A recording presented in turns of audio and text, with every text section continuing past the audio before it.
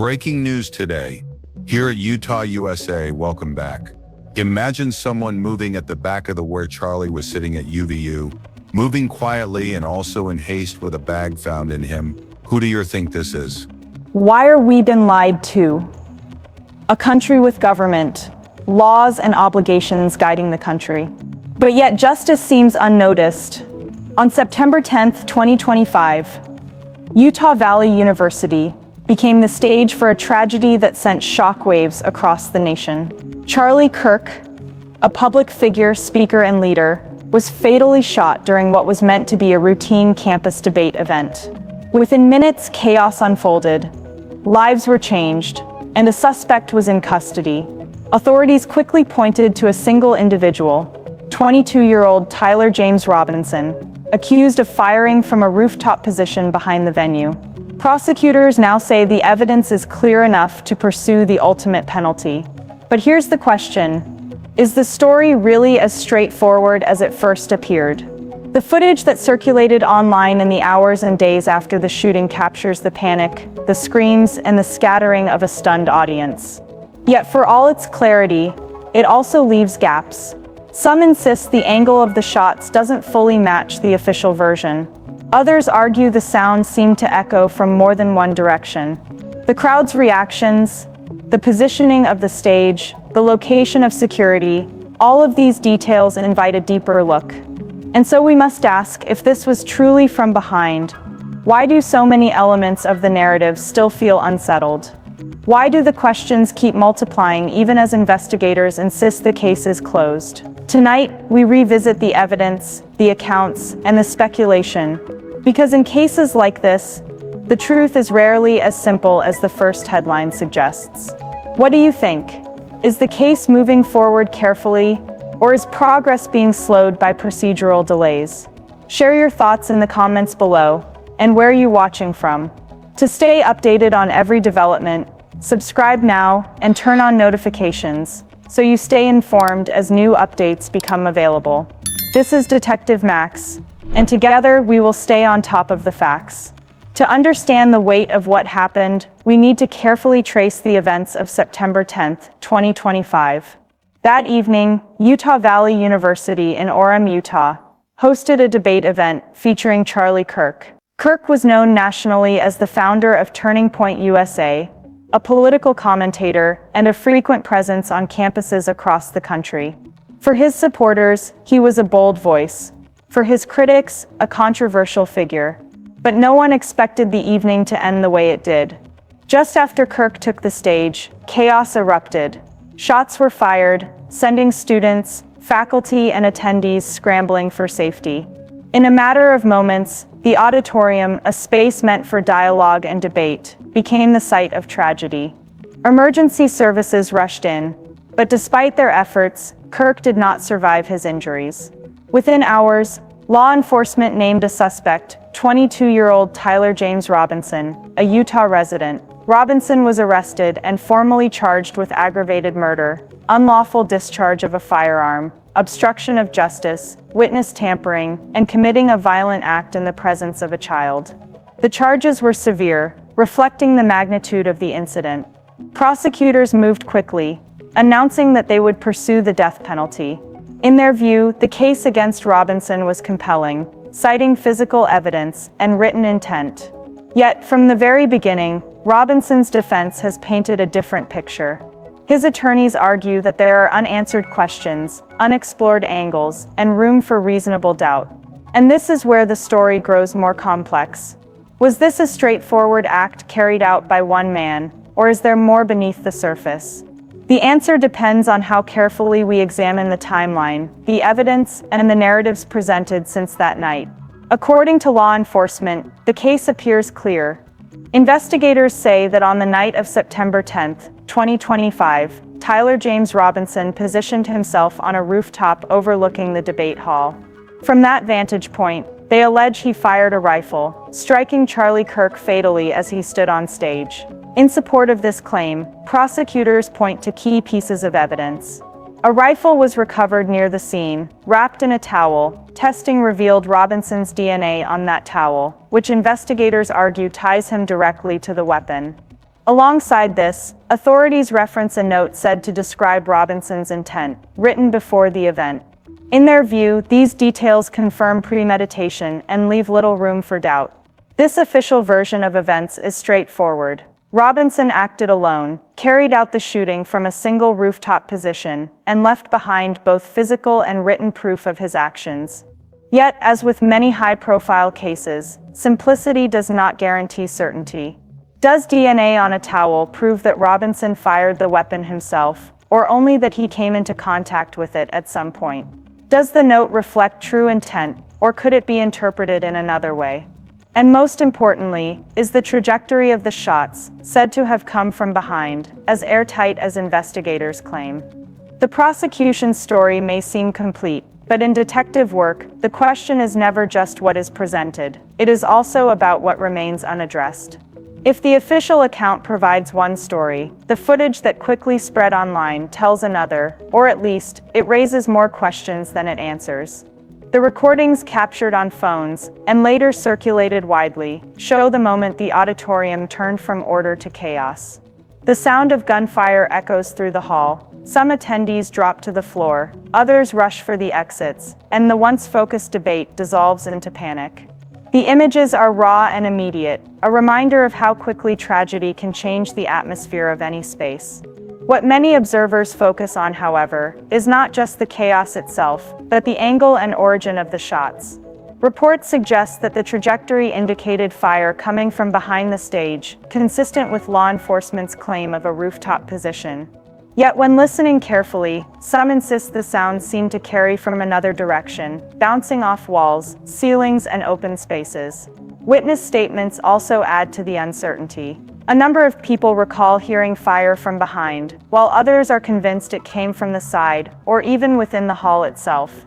These aren't deliberate contradictions. They're the natural result of fear, confusion, and the difficulty of interpreting sound during a moment of crisis. Still, conflicting perceptions make it harder to form a single, uncontested version of events.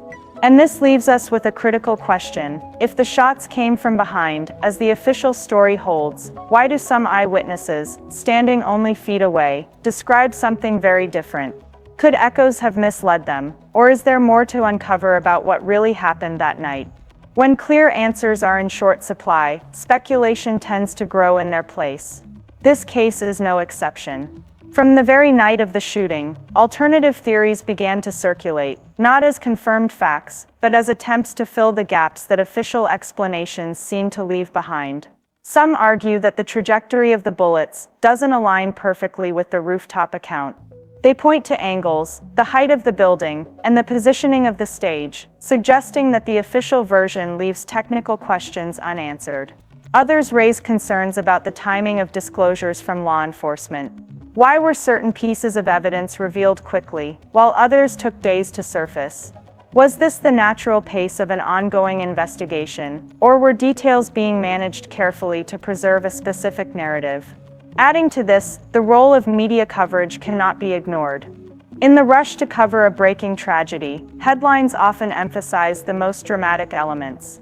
Some networks highlighted the lone rooftop theory without much scrutiny, while online platforms amplified conflicting claims, creating more noise than clarity. What might have been reported as a developing case instead evolved into a tug-of-war between official statements and public speculation. And so we are left with shadows. Shadows created not only by what happened on that rooftop, but also by the gaps in communication, the fragmented witness accounts, and the rapid spread of conflicting information.